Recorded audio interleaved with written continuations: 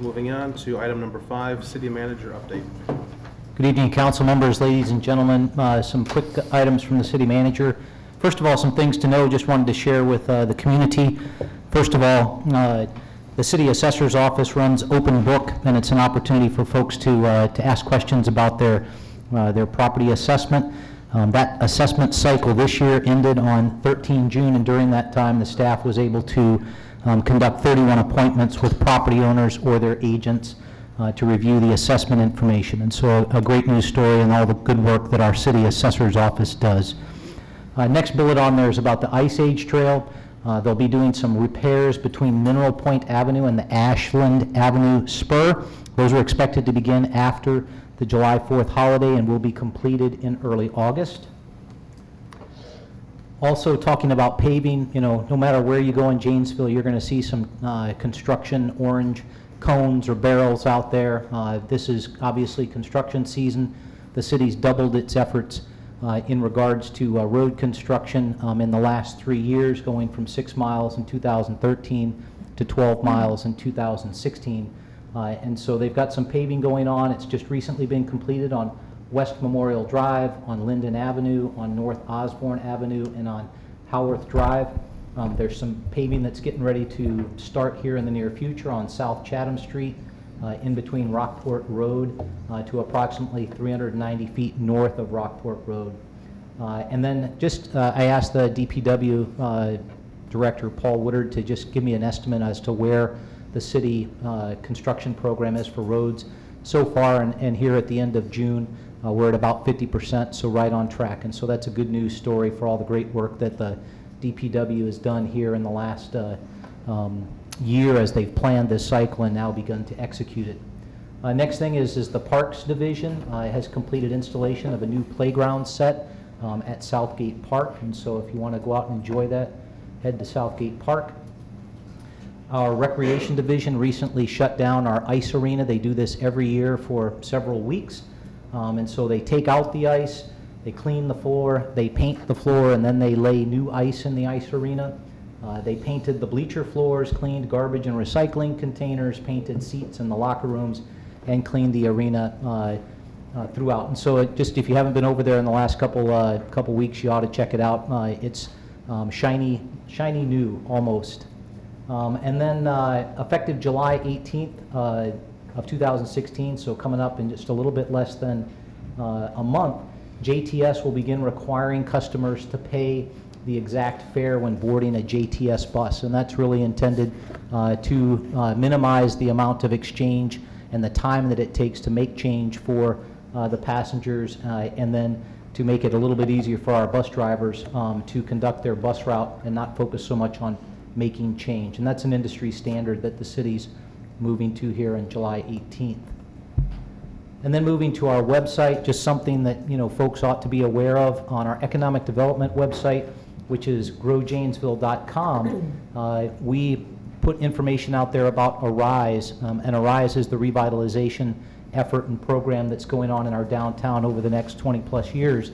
And so if you want to learn more about Arise and what the projects look like, I encourage you to visit our economic development website, www.growjanesville.com/arise, and there's a link right here, you know, highlighted with this arrow, where you can look at the Arise plan itself. You can look at the executive summary.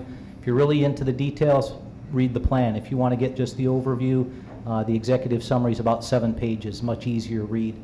And then moving to the town square, the first major site that the city's focusing on is what in the RISE plan was referred to as catalytic site number 1. That's the town square. That's the area in the central downtown bordered by Main Street, Milwaukee Street, River Street, and Court Street. So all those, that area that surrounds the parking deck. And so if you want to go on and kind of look at how we're going to address those projects over the next 5 years, there's a slide presentation in there. It's highlighted here with that second arrow. There's a little link there. You click on there and you go right to it, and you can kind of see what the city's planning as far as projects over the next 5 years. And so I encourage folks to take a look at that. Good information online. Some upcoming events. Voter registration drive is tomorrow, 7:30 a.m. to 4:30 p.m. here at City Hall. Encourage folks to bring proof of residency, and this is a countywide effort where we're asking folks to come get registered early rather than trying to do it on the date of election. So just another opportunity to serve the public. June 29th is Wednesday, busy day in the evening for the community. First of all, from 4:30 to 5:30 p.m. is the Shine Janesville Community Update. So Shine Medical, which is going to be built here in the near future on the south side of town.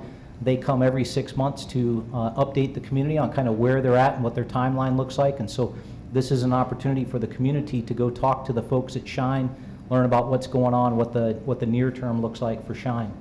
Also at 5:30 to 6:30 that same night, the Downtown Development Alliance is hosting a Business Improvement District Manager Panel discussion at the venue from 5:30 to 6:30 p.m. So for anybody who's interested in learning more about the Business Improvement District for our downtown, and really, you don't have to be someone that's focused on the downtown. If you're interested, please come and participate. But a great opportunity to learn more about how that Business Improvement District can help us to transform our downtown.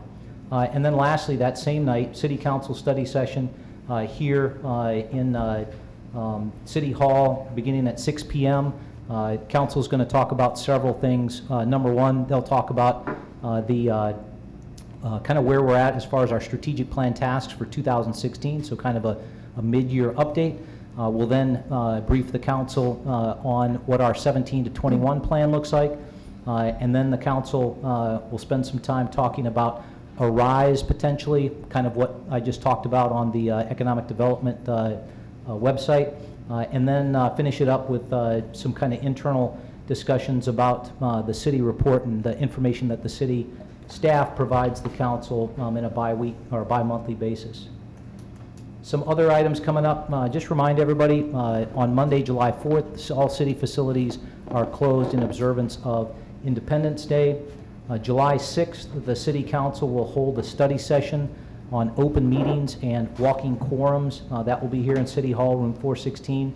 That starts at 6 p.m. We have a guest presenter, Claire Silverman. She's the legal counsel at the League of Wisconsin Municipalities, will be the presenter. It's open to the public. Encourage folks to come out and learn more.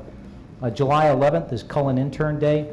The city hosts some Cullen interns. Those are high school students here in the local area that are interested in learning a little bit more about government, whether it's local government or state government. And so they come spend a day with the city.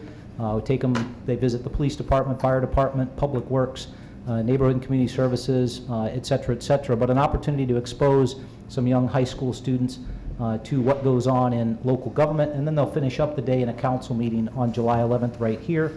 And then just as a reminder, kind of long-term, July 22nd to 24th is the Heavy Bombers Weekend going on out at the airport. Encourage folks to come out for that. Finally, I ask everybody to stay connected to the city of Janesville. Lots going on, a lot of information out there, and frankly, there's a wealth of information online. Whether you visit our website, subscribe to our email blasts, like us on Facebook, follow us on Twitter, or receive emergency updates via Nixle. But if that venue doesn't work for you, please come visit us or give us a call at 755-3000 or 755-3177. Pending any questions, that's all I have.